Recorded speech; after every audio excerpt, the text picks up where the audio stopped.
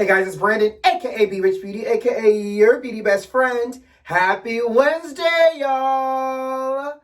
Country music star Morgan Wallen is in some hot water over the usage of the N-word. Things are heating up for T.I. and Tiny. And did NENE Leakes get dropped by her entire team? Like all of them? We're talking about that and a lot more. You know what to do. Grab your tea, grab your beverage. Let go.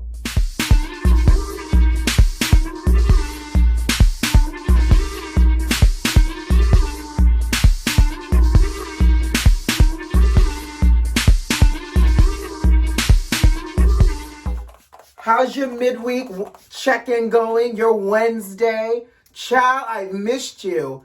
Listen, so Monday started out a little rough. Between you and me, beauty besties, I was a little under the weather, wasn't feeling well, had trouble getting it together. I tried to pull out a video for y'all, but ooh, chale. I had to keep it low and had to spend some time, recuperating. So all that to say, we're back. It's Wednesday, and baby, we got some things to talk about. And listen, I feel like this week is juicy. Let's start first with Miss Gorilla Glue Girl herself. By the way, I think that's a hashtag now. Hashtag Gorilla Glue Girl. Child, anything will trend, but let's talk about it. Have y'all been following this story? So her name is Tessica Brown. She's the genius out of Louisiana that ran out of her got to be real in order to lay her edges down and decided that why not use the next best thing? Gorilla Glue spray adhesive. Yes. So she's trending, child, because she went ahead and put Gorilla Glue spray adhesive in her hair to lay down her edges. And in the words of my friend and YouTuber, Miss Funky Dineva, her hair is laid like cement block, cell block 8.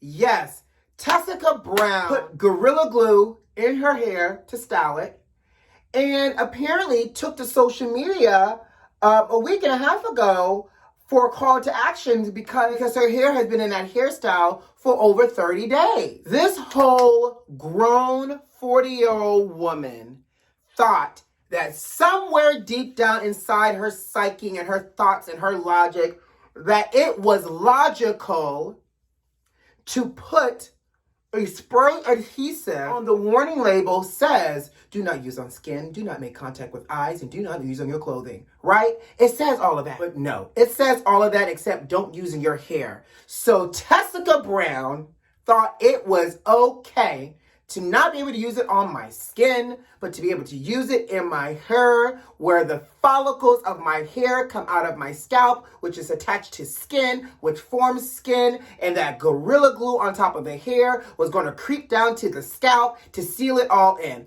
Guess none of that made logical sense. She did not consult Dr. Oz. She didn't call poison control. Hell, she didn't even phone a friend to ask if this was going to be a smart decision. But instead, she did her hair, got dressed, threw on her lip gloss, and went pumping it down the street, probably a night out with her friends. Now, that night out with her friends has forever changed her life. Now, I don't know if she really went out with her friends, but with that hairstyle, honey, she was either going out or getting ready to go to work. And 9 times out of 10, all of us are working from home, so she probably did her hair to get her through the week for her Zoom calls. Who knows? But here's my other thought. This grown woman is now frustrated. Understandably frustrated, because she's had this hairstyle for over 30 days. She's so desperate to get this treated that she went to the hospital. She posted it over the weekend. She went to the hospital, and there's a photo of her at the hospital. Now, here's the thing. I'm going to put the picture right here. Why they got this white woman trying to treat Tessica in this hair situation? Y'all know good and well what this white woman going to do and tell Tessica to do with this hair situation. For God's sake, I'm sure the girl, the nurse, and I'm not saying that this nurse is not credible, but I think it's a little funny, right? That Tessica comes in because her hair is so laid that it is now permanent, and they assign the nurse, who just happens to be white, to treat her in her hair, okay? I just think the juxtaposition of the white nurse and Tessica face down with her hair laid like cement block is really, really funny. Listen, oh my God. It's just hilarious to me. Now, fast forward. They give her some stuff to treat to try to get the glue out. A little bit, I think, of like acetone, told her to do some alcohol, gave her some swabs, some saline solution, and they said, go with God, sis. We don't know what to tell you. So Tessica spent the weekend with her friend, she got a good old friend, to try to put the acetone and everything else in the hair, and apparently it got so bad that the top of the hair would get gooey but re-harden, and the ponytail, they were finally able to cut through at this point. So she's missing a ponytail and she's still got a shellac helmet on. You know, her hair is actually giving me very Jermaine Jackson. I wonder if Jermaine uses this in his hair as well. Now, fast forward, couple of different things. One, she's verified. Instagram has verified this woman. You're telling me this woman put Gorilla Glue in her hair and now she's a verified public figure on Instagram? Really? And she had the nerve to start a GoFundMe account. It has over $16,000. Now, here's my thing. What does she plan on funding? Is she going to go fund some common sense here? Is she going to go fund some new wigs and weaves and everything else once this stuff gets cut out of her hair? And I can kind of appreciate how people want to, you know, help her in need. But this is not like something where this is some tragic accident and she can't pay her mortgage or bury a loved one. Like, she legit put glue in her hair and it now won't come out, and now there's a GoFundMe to help her. Okay. There is a plastic surgeon in LA who is saying that they can get this glue out of her hair with a medical procedure using like this surgical grade, anti-glue, something and other, all types of doctor speak. You know, I don't speak Dr. Chow, I speak makeup. But he's saying that he can do this procedure. She's going to fly, and so apparently she's going to fly out to LA from Louisiana to go through this procedure. Now, this procedure costs $12,500, and he's doing it for free. So we literally got this woman who shellacked her hair down, going to the hospital. She's now Instagram verified. She has $16,000 in a GoFundMe account, and now she's about to get a $12,500 treatment done for the free. Obviously, she's going to shout out the doctor, and he's going to get some residual business. But I just feel like, and she's saying that she didn't do this for clout, but it just feels like, girl, you just got a whole come up from putting some glue in your hair and dragging us through this journey with you.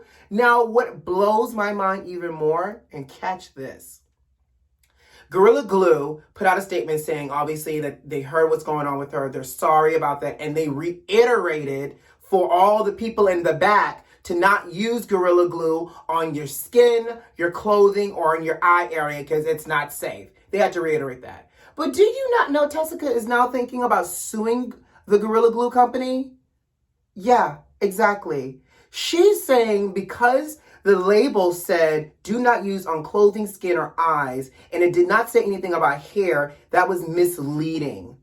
I was talking to a friend, and he goes, that's the equivalent of me sticking my baby in the oven, and the oven cuts on, and it cooks my baby, and now I'm suing the oven company because they should have told me not to put my baby in the oven because the baby could be cooked. Like, for real, make it make sense, Sway. How does it make sense? And I'm just trying to figure out, when will these shenanigans now end? And by the way, what lawyer is going to really put their reputation on the line to take this case and to fight the Gorilla Glue company people over their idiot of a client? I don't know, but we're going to move on. Child, speaking of lawyers, T.I. and Tiny, it's heating up for them. Lisa Bloom, I'm telling you, Lisa Bloom is like the Johnny Cochran for like sexual assault. If there's a sexual assault, something that's happening, Lisa Bloom and her firm is always on the case. Well, apparently she's representing one of the accusers, and she says she has many more accusers that are starting to come forward that want her to represent them. Now, y'all know T.I. and Tiny has denied, obviously, these accusations, but, you know, their production for their TV show, The Family Hustle, was actually in production. They started filming back in December, and they're still filming. Well, not anymore. Production has been suspended indefinitely. Let me tell you something. That network said, we're just going to go ahead and sit over here in this corner while y'all figure this out, because we ain't got time to be messing around with this foolishness while this is, you know, coming down hard on y'all. And I don't blame them. And so, therefore, production has stopped. Lisa Bloom is now moving forward, and we might be seeing this play out in court. So let's stay tuned for that one. So, NENE Leakes is trending, and not in a good way necessarily. Word on the street is her entire team that she was paying, honey, dropped her. Her lawyer, PR, her agent, everybody said, bye, wig. They have left her. They have dropped her. She has no representation anymore. So here's why I have a few questions, and we're going to talk about it. Do you think this change in her team, especially her team dropping her, has anything to do with this rant she's been on with Bravo, accusing them of being racist and unfair and unequal treatment towards Black women, calling out Andy as being a racist and everything else? Do you feel like she was flying too close to that flame of no return, and now her team got nervous that being associated with her could potentially affect them as well? Because think about it. Her attorney, her agent, her manager, and the PR firm, all 4 separate people and entities are no longer working with her. That can't be a coincidence. And you know, she talked about, and she said out a little tweet a couple weeks ago, she talked about how, you know, the networks pay these people to be on payroll and they overlook a lot of the dirty work that happens to you because they're also being paid by the networks. So, you know, she threw around a lot of allegations, and you know, you just can't be in the industry burning down bridges left and right in the sake of quote unquote justice. Like, you knew something was going to come back to bite her, and apparently it has. She has no team. She also tweeted and said that they did not fire her, which I'm like, how do you fire somebody that you're paying money to? But they did not stop working with her, but the confirmation and the rumor on the street is allegedly they all stopped working with her. So it'll be interesting to see where she goes from here next. She knows she's still working on this lounge called Lenithia, but baby, she ain't got nobody to work for her. So that's interesting, and that's a huge, huge blow to her and her brand. What do you guys think? Drop it in the comments. Are you guys familiar with the country singer Morgan Wallen? Well, I'm not until now. So Morgan Wallen is a very, very famous country singer who now is catching heat because he was caught on video using the N-word in a drunken rant as he was referring to one of his friends. Right. Oh, by the way, Morgan Wallen is white, if you didn't catch. Right. So anyway, so now it's interesting because his sales for his music and streaming has skyrocketed, but like literally his label has dropped him, and people are pulling back. Like, they started pulling his music from the airwaves and everything. You know, cancel culture. Well, Morgan, like I mentioned, was caught in a drunken rant using the N-word. Well, now Broadcast Music Incorporated, BMI, who advocates for like music rights and things like that, has reached out to gospel singer BB Winans and asked BB, and catch this, asked BB to reach out to Morgan to have a conversation with Morgan about the gravity of the N-word and the impact of him using it, and basically educating him on the N-word. I'm so sorry, what? Now, I have issues with this, and hear me out.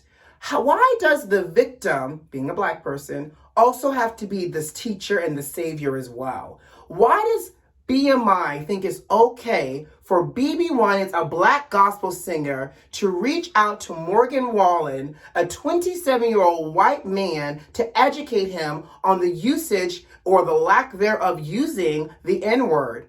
Does Morgan not have the Google? Does Morgan not know how to read a book? Does Morgan not have friends or family members that understand the importance of that word and how it has a very bloody history for us as Black people and Black culture? Does Morgan not have the financial resources to take classes on for awareness of this word and the impact of it and the history behind it? To me, Morgan can afford to even hire a whole tutor to tutor him on the history of this word. Why does the Black man, the Black person, have to be the victim, the savior, and the teacher? Like, I really have issues here. And I hope that BB Winans says, you know what, God bless, that's not my ministry, I can't do the job. Let Morgan find the answers on his own by hiring somebody to help him. Or, you know what, BMI, thank you, go with God, but why don't you guys hire a professional to help Morgan understand that what he said was wrong and there's an impact behind that word? But why that's not my ministry. No, not my ministry, not your ministry, BB. Like, no. Moving on, I actually want to know your thoughts. Before we move on, tell me your thoughts here, because I really get a little passionate about this, and I just feel some kind of way, and help me understand like both sides of the argument. If you think that there is an impact that BB could have with Morgan, then I want to hear it. But right now, I'm feeling like it's a no for me. And in the words of Miss Sophia from The Color Purple, it's a hell no for me. Right. All right, last but not least, I don't know why, but I feel like the church announcer, the person that gets up every Sunday that has to give you the announcements and the sick and shut-in list along with the people that died. Wolf family, friends, beauty besties. Mary Wilson, one of the original co-founders of The Supreme, passed away. The group The Supremes, Baby Love, Diana Ross and The Supremes, that group. Yes. Before it was Diana Ross and The Supremes, it was The Supremes. And Mary Wilson was one of The Supremes. Well, she passed away unexpectedly on Tuesday. And obviously, social media has responded to it. I'm telling you, we can't even get Mother Cicely Tyson buried yet. And now we got to think about Mary Wilson. And for those that are following along, Cicely Tyson will be actually, the family's having a viewing for Cicely Tyson this Friday from 10 a.m. to 6 p.m. in New York at Abyssinian Baptist Church, which is her home church in Harlem. I won't be going, but I hope they do something virtual because I want to see what they're going to do for Miss Cicely. Are they dressing her up in like purple, the color purple? And hopefully, it's a really nice funeral. Not that I'm trying to compare her to Aretha, but I really want Mother Cicely to outdo Aretha. I'm just saying. Maybe not the costume changes, but I love good. If it's Tyler and Oprah involved, it's going to be good. So the viewing is from 10 to 6 in case you want to visit and pay your respects. But in the meantime, condolences goes out to Mary Wilson, her family, her friends. I've been listening to the Supremes all day, all morning. But nonetheless, another one goes on to glory that has truly woven herself into the Black fabric of our Black American culture. So, all right, guys, I got to go. You know what to do. Subscribe to the channel if you like this video if you like, and leave me a comment.